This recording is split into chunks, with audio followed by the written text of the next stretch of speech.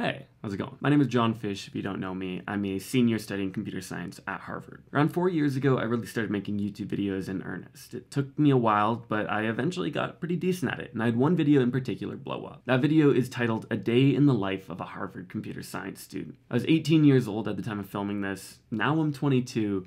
I'm still a computer science student at Harvard, but a lot has changed in between now and then. The video has over 12 million views, but I have not watched it since I posted it, and I thought it'd be pretty fun to watch it back on camera now, as I'm in my senior year, see how things might have changed. Okay, this is a funny shot to open on, looking back on this. Got the linear algebra homework in the back, which is a course I did take and I was taking at the time. The 7 a.m. wake up, which, you know, occasionally happened. It's a shot that I definitely set up to say something. Most days, if I had a 9 a.m., I wouldn't be getting up until 8 or so. Sleep, super important, turns out. Hi there, my name is John Fish, and I'm a Harvard student. I'm a freshman studying computer science. I don't know if I can do this. So I would have been 18 at the time, turning 19. I am a baby, though. This is going to be a tough one to get through. And this video is going to be a day in my life. And the first thing we're doing today, it's about 7:30 a.m. I'm going to go grab some breakfast. So Annenberg is Harvard's freshman dining hall, and honestly, it's something out of Harry Potter. It's pretty cool. No, this is true. Annenberg is crazy. Annenberg is an amazing piece of architecture. It's so busy though. We have so many freshmen that I've been avoiding it a little bit. But definitely a crazy place to be eating. So I have a growth book, is what I call it. It's like a little daily planner agenda where I write out my schedule for the day. So fun fact, still have growth books.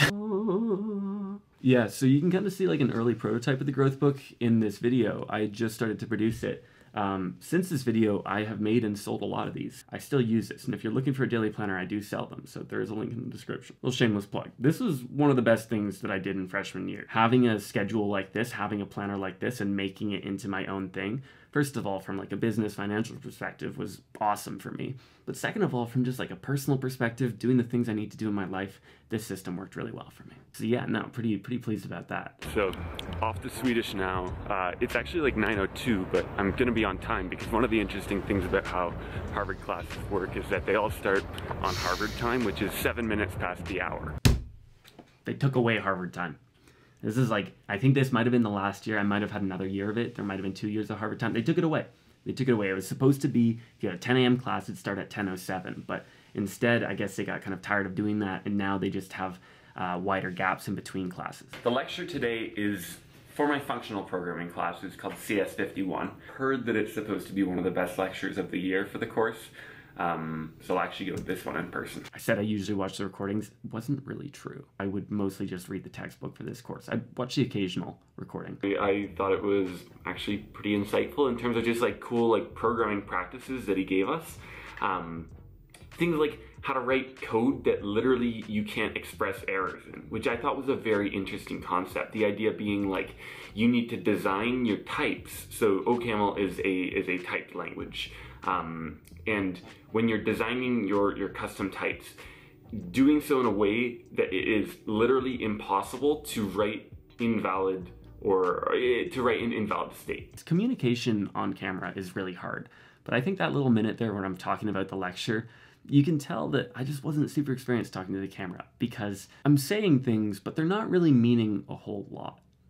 You can tell there's an idea there that I found impressive, but listening back now, it only kind of makes sense. So now the next thing that I have to do, I have to go work out. And I'm not allowed to talk about that on camera on my YouTube channel. So if you're familiar with the NCAA, for the vast majority of the NCAA's existence, there have been rules around name and image likeness, where essentially as a student athlete, if you're on a team, you're not allowed to profit off of your name, your image, your likeness. Essentially, I can't say, hey, I'm John Fish and I'm on this team at this Division I college. You just can't do that. This past year, things have changed. And so I'm still trying to work that out. And so I won't go too deep into the specifics, but at this time, I was really stressed about that. As YouTube was starting to take off a little bit more, I had to be really careful, and I was working with an eligibility officer around this. Still have to be really careful about it. So yeah, a bit of an annoying thing, but people thought I was just lying, which I think is funny. Because there are very simple things that you can Google. But yeah, I think that was one thing that people really picked up on the video, where they hated it. They're like, oh, you're going to work out? More like you're going to take a nap, which would have been valid, you know, like an afternoon nap. Like, I love afternoon naps. But no, yeah, we're working out. Okay, so the essay that I'm writing, it's a literature review that is based off of this book, Flow, by Mihaly Csikszentmihalyi. Great book. This was a really fun course. It was like a positive psychology course. Some of the readings we did were not great. This book, it's called Flow by Mihaly Csikszentmihalyi. I'll talk about it in a sec. I still love it. It's still one of my highly recommended books to this day. I was infatuated with it as a freshman. I thought it was going to be like the solution to everything and all happiness, and it's not. Nothing is. But it's a really well-written book, and Csikszentmihalyi's research I've actually used in some essays following this. Especially, there's a method that he uses called the experience sampling method. Essentially, the premise of the method is that you can't necessarily trust yourself to recall how you were feeling throughout a day at the end of the day. That is, we bias our memory. The way to accurately gather this data, how you're doing throughout a week, is to randomly ping yourself every few hours, kind of have a pager on you, and just record how you're feeling in that moment. You're able to gather this timeline of how you're doing, how you're feeling, etc., which turns out to be really valuable in certain research in psychology, mental health, etc. So this is kind of fun because I've used papers that this guy has written in some upper year courses.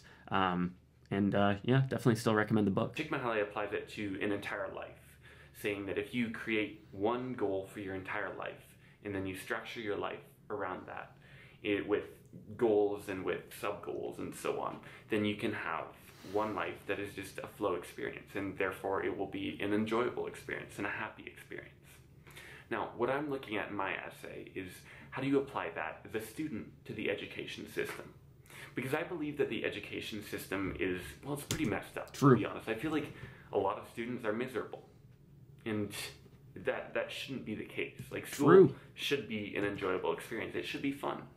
And I think that you can make it fun. And I think that there's a way to do that with Flow. Yeah, I mean, I agree with that premise. I think that school should be a fun thing, and I think it's mostly not fun. I think that the way that we orient ourselves with school, having these really heavy tasks and weird goals with weird metrics. So rather than setting a goal of, for example, attaining mastery of a subject, we have the goal of getting an A, which is not the same thing. It's supposed to be the same thing, but it's not. So yeah, I mean, it's cool to listen to that. I took this way too far in my life. You can kind of hear the early premonitions of that when I say, in your life, if you have one major goal. I don't know that I believe most 18-year-olds should be putting that type of pressure on themselves, and I know that I was. That pressure to be, what is the one goal in my life? What is the meaning in my life? For 18-year-old me, that was too big of a question to be feeling like I had to answer immediately. It's a worthwhile question to be, gnawing on and working away at, but I felt like I needed to solve it, and I needed to solve it yesterday. And so it's kind of sad looking back on this because I know that I was like reading these books. There was a part of me that was feeling down about it and feeling down about myself as I was reading them. That's your overly zealous 18-year-old, which is pretty standard for a Harvard freshman. Now, another thing that I can imagine a lot of people are wondering is that for a computer science student, I didn't do a whole lot of coding today.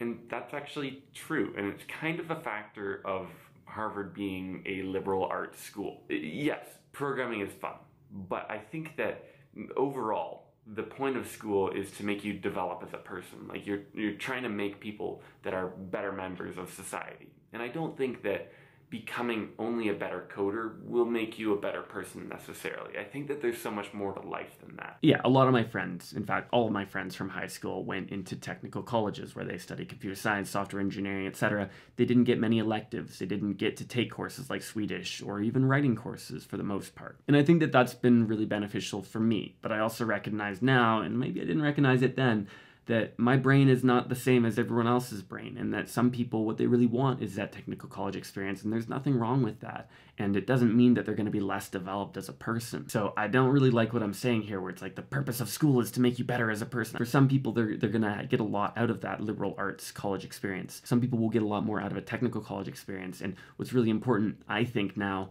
is understanding which type of person you are, and also recognizing that at the end of the day, you're going to be able to benefit from either. It's not like it's a make it or break it. You have to go to this one, and that's the only right solution. Lots of people go to technical colleges and end up being really well-rounded people. Lots of people go to liberal arts schools and end up being really horribly rounded people. It's not the only way to either be successful in a career, a field, or as a person. It's school. It's what you make of it. I remember that year, everything felt like the stakes were so high. Like I had to figure out the meaning of my life. I had to know for sure that I went to the right college and that, going to other colleges would have been wrong. Everything was like this make it or break it decision. It was either this is the way to a successful life or that's the way to a failure of a life. And I still find myself, I think we all find ourselves in those thought patterns sometimes, but I'd like to think now that I've seen a little bit more, I've experienced a little bit more failure, a few more setbacks, and I recognize that, hey, there are very few make it or break it scenarios like that. Like I was saying with the schools, it's not that there's one school that's going to be the school for you.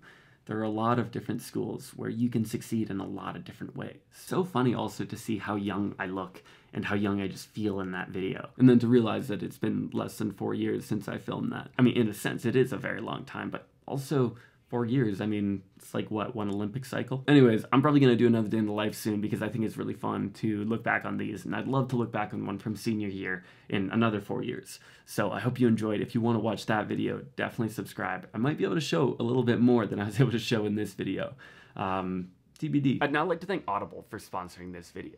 And I am a longtime fan and longtime user of Audible. For the past few years, it's the only way that I've consumed any audiobook content, which is something that I do pretty much every day, especially now that I'm back here at college. Being away from college for a while, I kind of forgot how much in-between time there was. Walking in between classes, doing my laundry, your hands are doing something, or you're walking and you have to pay attention, but you can still be engaged with an audiobook, and that's exactly what I've been doing. The audiobook that I want to recommend to you this month is one that I was listening to just before filming this, actually. I was listening to it while I was setting up my camera, and it's Empire of Pain. Empire of Pain, which is written by Patrick Radden Keefe, is a history of the Sackler family empire. The Sackler family is this family that people point to as being kind of at the heart of the pharmaceutical side of the opioid epidemic. So it's a really, really fascinating history telling the story of how they got there, how we got here, and if you're interested in such history, I definitely recommend giving it a listen. And Audible's recently expanded to include a Plus catalog, so on top of the credit that you get for an audiobook every month, you now have thousands of all-you-can-listen audiobooks, podcasts, guided meditations, and other pieces of audio content, all included in your Audible membership. So if you want to listen to Empire of Pain or get a credit for any other audiobook in Audible's massive collection, then you can start with a free 30-day trial of Audible membership by going to audible.com/johnfish or text JohnFish to 500-500. This will get you a credit for an audiobook as well as 30 days of access to the Plus catalog if you go to audible.com/johnfish or text JohnFish to 500-500.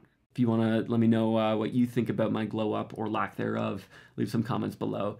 Feel free to leave a like for the algorithm. I'm John Fish. Thanks so much for watching. I'll see you again soon.